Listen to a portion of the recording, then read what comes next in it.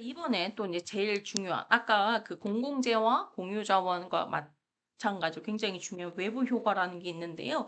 얘는 일단은 크게 두 가지 정도인데 제가 약간 조금 이렇게 비유를 한번 해볼게요. 외부 효과의 대표적인 게 뭐냐면 우리나라를 기준으로 하는 그 부정적 외부 효과예요. 안 좋은 우리나라한테 안 좋은 영향을 주는 중국의 미세먼지, 일본의 방사능 생각하시면 돼요.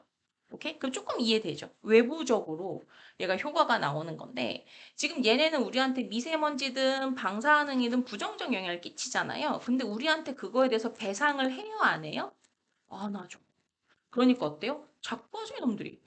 그래서 너무 과대에 생산되는 게 문제가 되는 이런 부분들이 바로 부정적 외부 효과입니다. 그래서 외부 효과는요, 일단 가장 기본적 의미부터 한번 보도록 할까요? 어떤 경제 주체 행동이, 즉, 미국이란다. 중국이나 일본. 그다음에 제3자, 우리나라에게 의도치 않은 이익이나 손해를 주는데요. 대가를 받지도 않고 지불하지도 않아요. 즉, 의도치 않은 이익을 주게 되는 경우 대가를 안 받아서 덜 해요. 그러니까 이거는 이제 과소 생산된다고 해요. 너무 안 하려고 해요, 사람들이. 근데 또는 손해를 주잖아요. 근데 이거에 대해서 내가 피해를 보상하지 않아도 돼요. 그러니까 과대 생산하고 난리죠, 저놈들이. 그래서 이게 이제 아까 그 미세먼지라든지 그런 어떤 방사능 생각하시면 돼요. 우리가 조금 더 쉬운 이 외부 불경제부터 한번 볼까요? 외부 불경제라고도 하고요. 부정적 외부 효과도 합니다. 두 가지 다 쓰이는 용어인데요. 그 제3자에게 의도하지 않은 손해 피해를 주고도요. 그런 보상을 안 하는 상태예요. 그래서 얘는요. 너무 많이 생산돼요. 사람들이 보상을 안 해도 되니까. 그래서 대표적 사례가 길거리 흡연. 담배 연기 너무 싫죠. 근데 보상을 직접 안 하니까 너무 많이 해서 국가가 어떻게 돼요? 법으로 규제를 하고 있죠. 공장 폐수라든지 환경 같은 경우도요. 오염물질을 배출량을 제한한다라든지 뭐 정화장치를 설계할 때 애초에 이런 것들을 의무화한다든지 뭐 등등등의 경제적 유인의 어떤 세금이랑 벌금 같은 것들을 준다든지 거래제도 이런 것들이 있습니다. 여기서 제가 이제 또 우리가 하나씩 좀 주목해서 가야 될 부분이 있는데요. 일단 이 외부 불경제 부분에서는 바로 이 개념입니다. 오염물 배출권 거래제도입니다. 이게 좀 중요한데요. 이거 잠깐만 좀 설명드릴게요.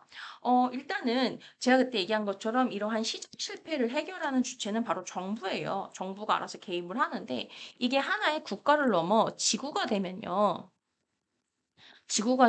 이러한 강제성을 띤 어떤 정부나 이러한 그런 정부, 이런 공통의 정부가 좀 부재하잖아요. 그래서 정부와 비슷한 준 정부 기관이 존재하는데 그게 바로 어디냐면 유엔입니다. 유엔에서 이제 여러 가지로 이제 개입을 하죠. 근데 강제성이 높나요? 적나요?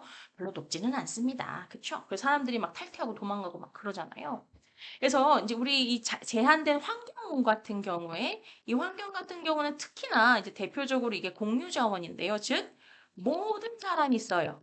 비배제성.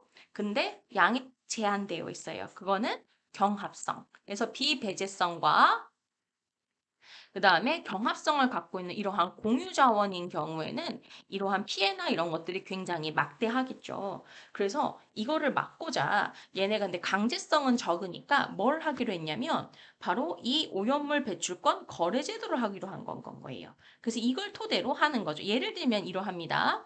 자, 우리가 배출량을요, 요만큼으로 한정하기로 했어요. 우리 딱 요만큼씩만 하자. 그래서 뭐 A나라, B나라, C나라, D나라 이렇게 있는데 요만큼까지 맥스예요. 근데 A나라가 했는데 이만큼 넘어버렸어. 이렇게. 근데 다른 나라들은 요만큼씩 막 이렇게 되어 있어. 그럼 보시면 알겠지만 여기서 A나라가 요만큼 넘었잖아요. 그러니까 이런 것들을 얘네한테 돈 주고 사오는 거예요. 야, 줘봐봐. 이렇게 해서. 그래서 이만큼을 얘네한테 사오는 대신 돈을 주고 이만큼을 또 얘한테 사오는 대신 돈을 주고 이렇게 있어서 오염물 배출 권리를요 거래하는 그러한 제도를 해서 기본적으로 지구에 배출되는 오염물의 양에 평형을 맞추겠다는 의도입니다. 여기까지 되셨어요? 자, 아주 중요한 거 말할게요. 이 제도에 치명적인 한계가 있어요.